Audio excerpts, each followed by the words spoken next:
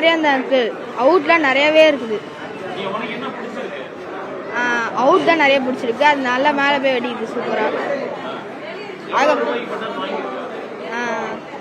1000 கிட்ட. நான் வாங்கின பட்டாசு வந்து 30 ஐட்டம்ஸ் தான் இருந்துச்சு. திருப்பி எங்கள் வாங்க வந்தால் ரேட்டு இங்கே கம்மியாக இருக்கும் அங்கிள் வாங்கினா. அதனால தான் திருப்பி எங்கள் வாங்க வந்தேன். பட்டாசு வந்து 3270 ரூபாய்க்கு வாங்கினேன்.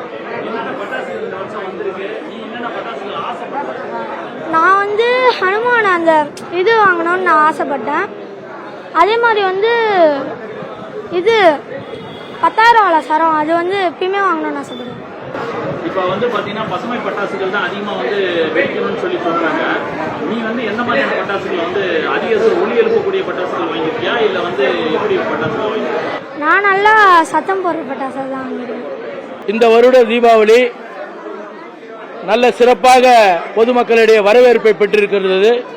பட்டாசை பொறுத்தவரை தயாரிப்பு 40% தயாரிப்பு சிவகாசியில் குறைவாக இருப்பதால் கடுமையான தட்டுப்பாடு இந்தியா முழுவதும் பட்டாசுக்கு இருந்தாலும் மக்களிடையே வாங்கும் திறன் குழந்தைகளை மகிழ்விக்க அனைத்து தரப்பு மக்களும் பட்டாசு வாங்குவதை ஒரு சிறப்பான விழாவாக கொண்டாடுகிறார்கள்.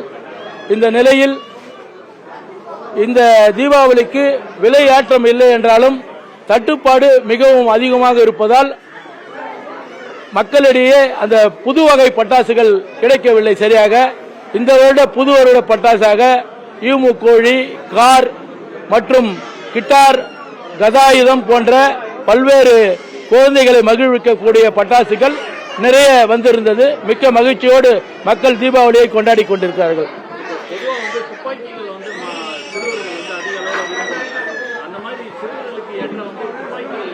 துப்பாக்கிகள் நிறைய, அதாவது மேல பட்டா கூட அந்த தழும்பு ஏற்படாத மைல்டு புதிய ரசாயன கலவைகளை கொண்டு ஆபத்தில்லாத பட்டாசுகள் இப்போது தயாரிப்பட்டு பசுமை பட்டாசுகளாக வந்து கொண்டிருக்கின்றது. அடுத்த ஆண்டுகளில் முழுமையாக பொல்யூஷன் கண்ட்ரோலோட பசுமை பட்டாசுகள் நிறைவாக கிடைக்கும் என்று தெரிஞ்சுக்கிறேன். இல்ல இப்போது ஒரு 30-35% விலை அதிகமா இருக்குதுங்க. காரணம் வந்து ஃபேக்டரி யாரும் விலையாத்தல, நாங்க யாரும் விலையாத்தல, தட்டுப்பாடு தான் மிக காரணம். மக்களிடையே வாங்கும் திறன் அதிகம், நம்மிடையே இருக்கிற கொள்முதல் குறைவு. எஸ். ராஜசேகரன், மாநில துணைத் தலைவர், தமிழ்நாடு பட்டாசு வணிகர்கள் கூட்டமைப்பு.